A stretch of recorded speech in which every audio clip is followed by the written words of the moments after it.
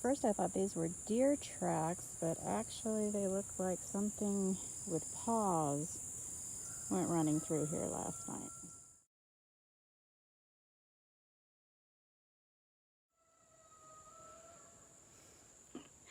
Yesterday was a rainy day, so I really didn't do a whole lot. As you could see, I built some small cages to put on my melons because the deer got into them. I've lost 6 seedlings.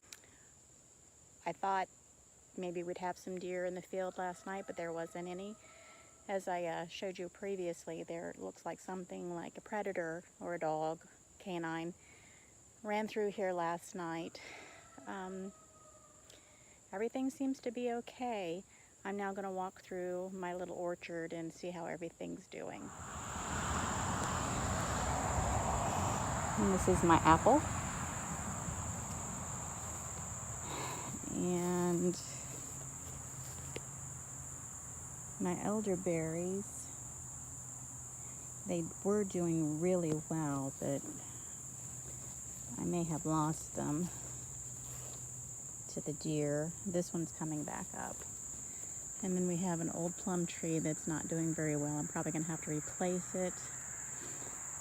This was an apple tree, and I had scions on it. I thought I was going to have luck with one,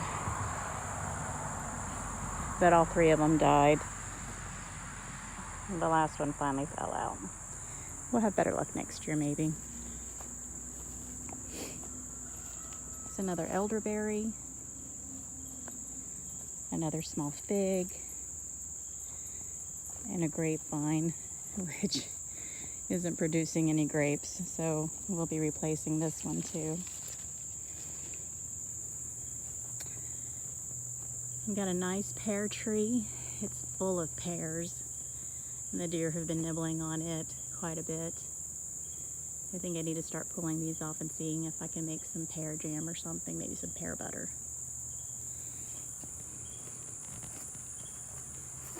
Another lost elderberry. If you look around, there's poop. I'm not sure if that's deer poop or rabbit poop. Something poop. And then here is my asparagus, which something's been nibbling on. An elderberry that's in a little bit better shape. More asparagus. These 4 trees are peach and nectarines. We actually did get some fruit on this big tree, but because I neglected it, everything was full of worms. So maybe next year. Come on, Justice, back to the house. Justice, come on. Good girl. Today's project is going to be working on our planting table. It needs some help.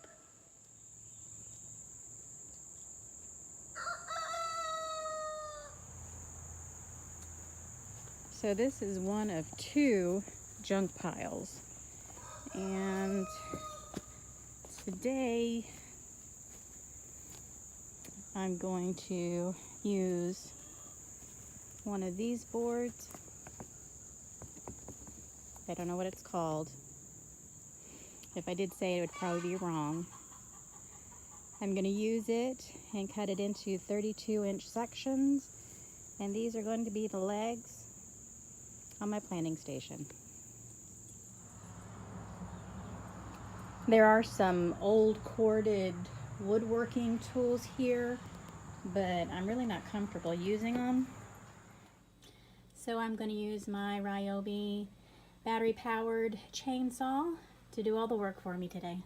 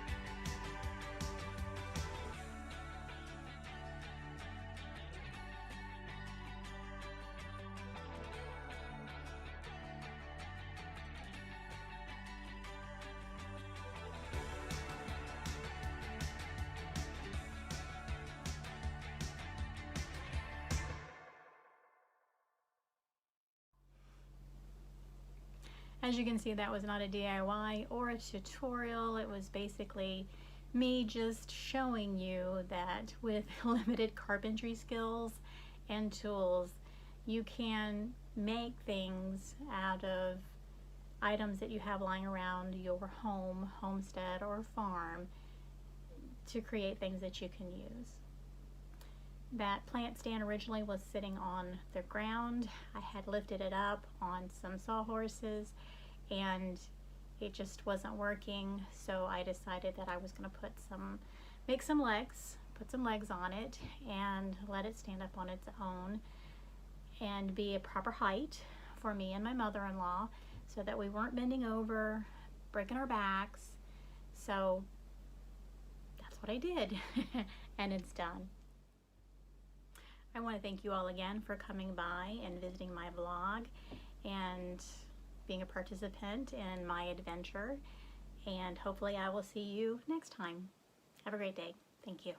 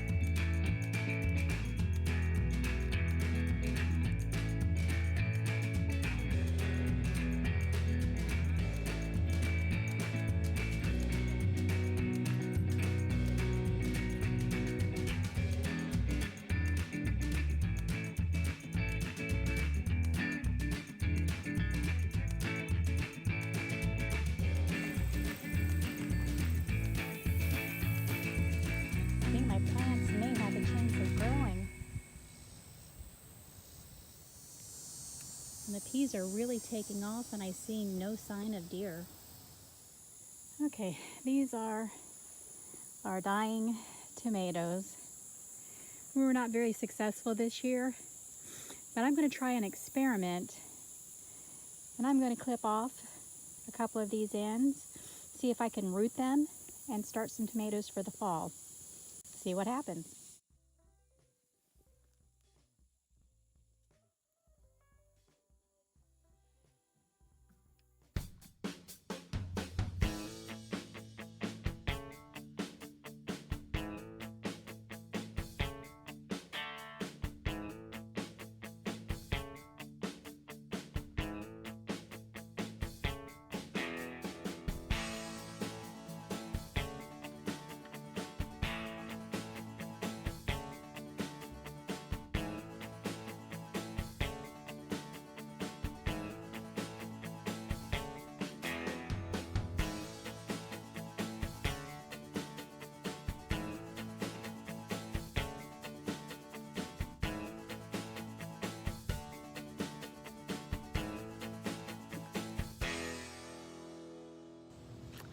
Well, I have a nice new planting station and I have all my supplies together.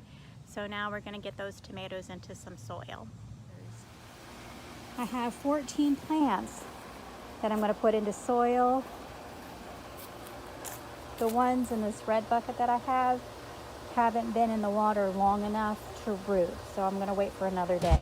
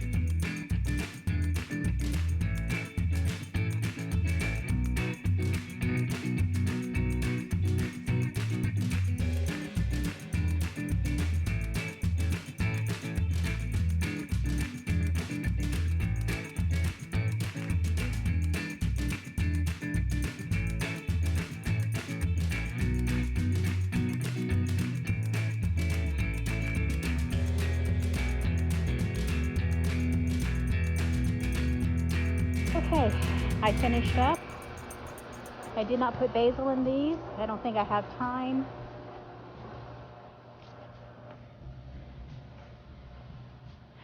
There's a storm coming, so I gotta wrap this stuff up. Well, I got 7 eggs so far today, but that's okay. We got a storm coming in. Gotta get everything done before it gets here.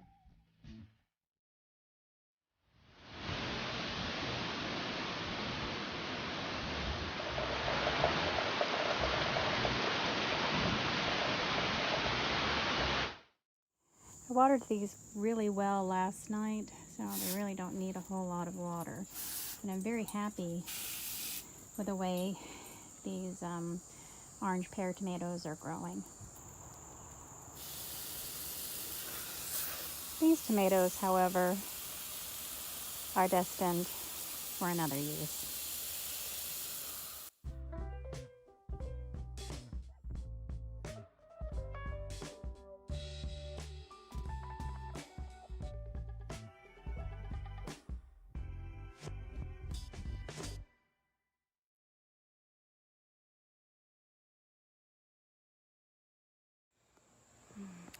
I've used the 5-gallon buckets for years in South Florida. I grew tomatoes very successfully.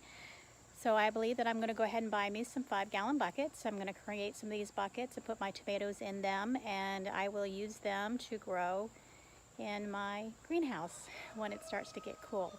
I think they will do a lot better than just in those little pots. Good morning. I've already had a workout.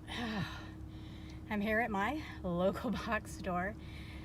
And I just got mulch and some soil and some buckets because today I start part 2 of my tomato adventure. So join me. Okay, I have everything unloaded. I have 20 buckets and 5 bags of potting soil.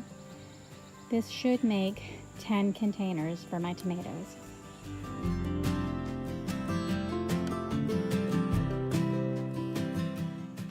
I find it amazing that all of a sudden the temperatures have changed. I'm from Florida. Florida stays pretty much warm. We have a few cool evenings, but basically it stays pretty warm. I'm in a long t-shirt and pants today because it's in the low 70s, which is cold for me, something that I'm gonna have to get used to. It's just amazing that it went from hot to cool so quickly. And so now it's important, even more so, to get these tomatoes into these containers so that when it does get in the 50s or so at night, I can get my tomatoes into the little greenhouse and keep them a little bit warmer. I'm going to start with 1 bucket. I have an idea that I want to experiment with. I wasn't able to get the tools that I needed from my box store the other day because they didn't have it. So I had to change my plans a little, which is okay. This is probably going to work too, but we're going to see. So my first bucket, I'm going to drill holes into it, and then I'm going to measure the second bucket. He's so noisy. And drill a hole in it for the overflow. I'll show you as I go.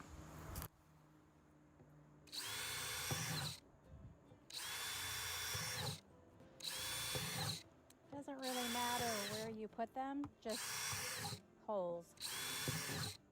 Now I need to measure where I'm going to put up my runoff hole at. So I'm just going to use a stick to measure.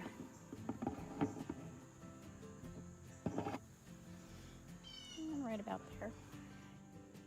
It's actually about right there, and I measured that as 3 inches.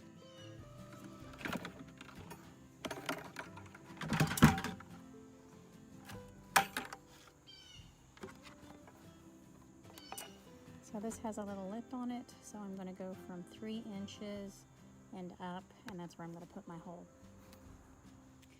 So I'm going to give it a little of allowance for this little lip here. I'm going to go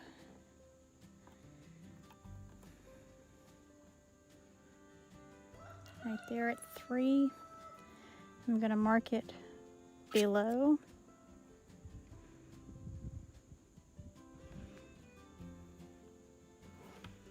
Going to measure that again. Okay, and I'm going to drill.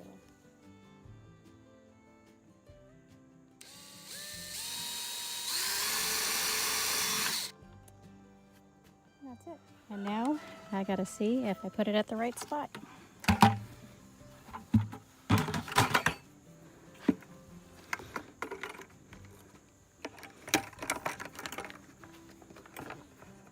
And no,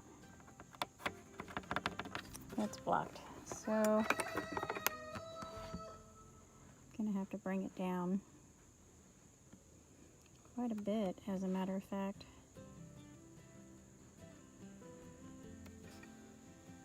Probably right to there.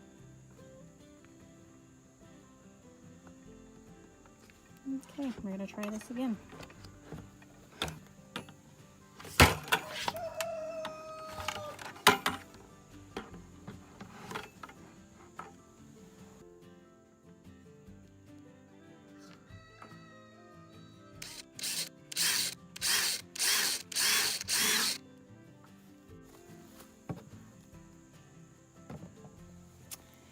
Try it again.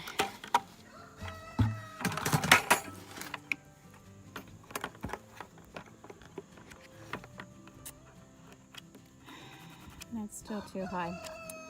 So just below there.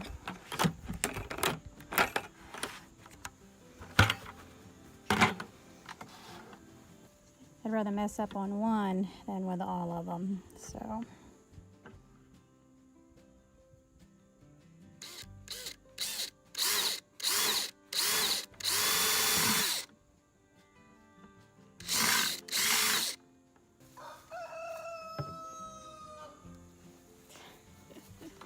They're so noisy. Okay. And that is where I'm going to put my holes. So I'll measure from this one and use it as the template for the rest of them. The exact measurement ended up just above 2 3/4. So, or actually just below the 3 mark. That's where I found the right spot.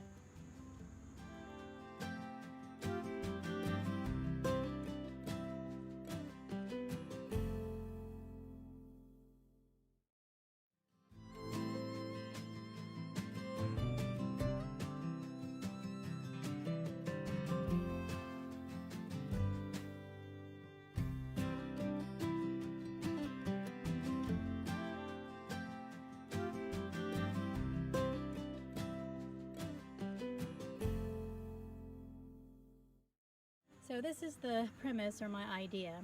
I've got the holes in the bottom of this bucket. This is a solid bucket, but it has a small hole in it so that any excess water will run out. I'm thinking that if I put my tomatoes down here, the roots will grow through and hang down in the water and absorb the water, making this a self-watering system. So again, as I water and the nutrients run down into the bottom, the roots will grow down into the bottom and reabsorb any nutrients lost from the soil. Just have to be careful not to overwater, because then I'll end up losing it in the overflow. The little holes in the side are for the overflow. It's to let the water out so that there's never too much water in the containers and the tomatoes get waterlogged.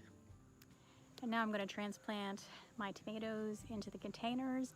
I'm going to try to get the roots as far down to the bottom as possible and cover the bare spots of the tomatoes in soil so those will root too. I'm hoping that the roots will grow down through those holes and into the bottom where the water is. Every time I water, I'll be losing nutrients into the water, and a lot of times it just runs out. So now I'll catch it and be able to use all the nutrients that are in that soil that I purchased for the tomatoes, and I'm hoping that they'll be healthier and they'll last longer. As you can see, this one has a really long bare stem, so I'm going to get it down there as far as possible with the roots at the bottom of my container.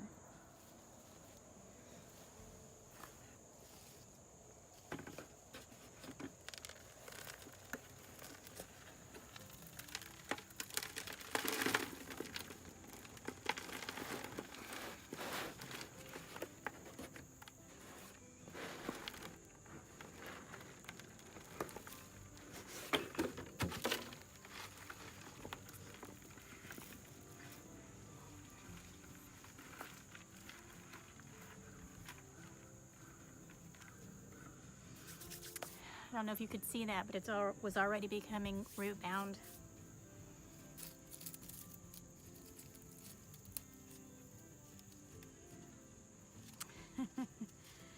And it's bent. So let me get some soil in here.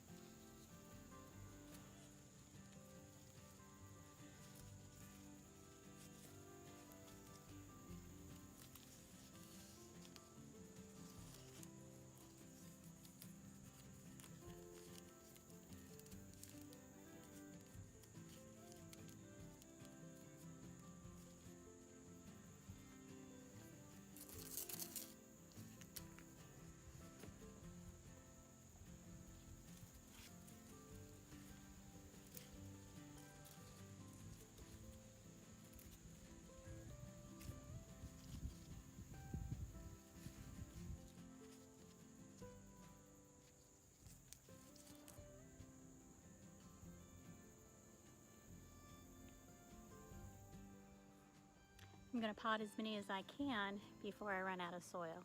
Hopefully I can get this all done.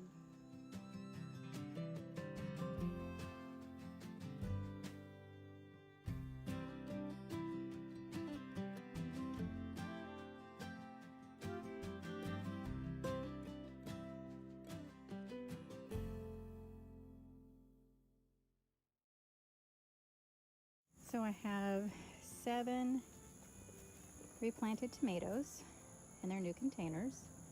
I'm going to give them some water. And then I have 5 of these little tomatoes. 3 of them are going to go into the bucket. I just haven't figured out which ones yet. But that's going to be it for my tomato planting. So that is my tomato bucket experiment for this fall, and we're going to see how it works out. I'll keep everybody posted.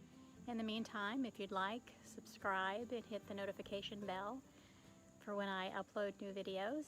That would be great. So everybody have an awesome day. See you soon.